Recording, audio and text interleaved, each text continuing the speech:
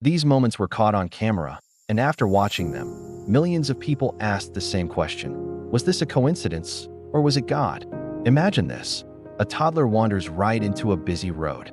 Cars are speeding by, and it's terrifying. One driver doesn't see the child until the very last second. Witnesses held their breath, expecting the worst. But then, something impossible happened. The car stopped instantly, as if it hit a wall, even though the brakes should have failed. The child just stood up without a single scratch, completely unharmed. One person watching whispered, "Someone was holding that child." Now, picture a man alone in a prison cell. He has no family, no hope, just despair. That night, he decides it will be his last. But just as he's about to end his life, he hears a voice call his name. It's not just a whisper, it's clear and strong. The voice says, "You are not finished." That single moment, that unexplainable voice, changed him forever.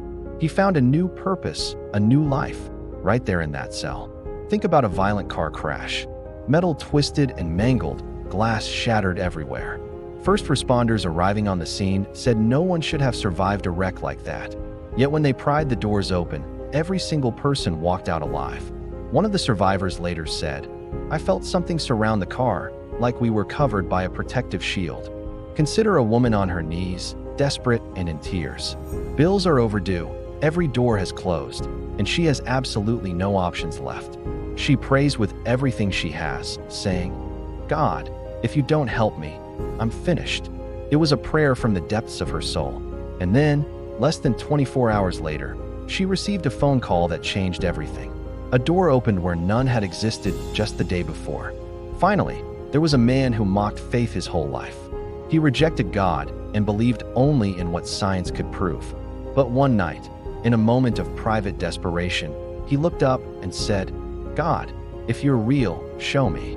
What happened next shook him so deeply that he never doubted again.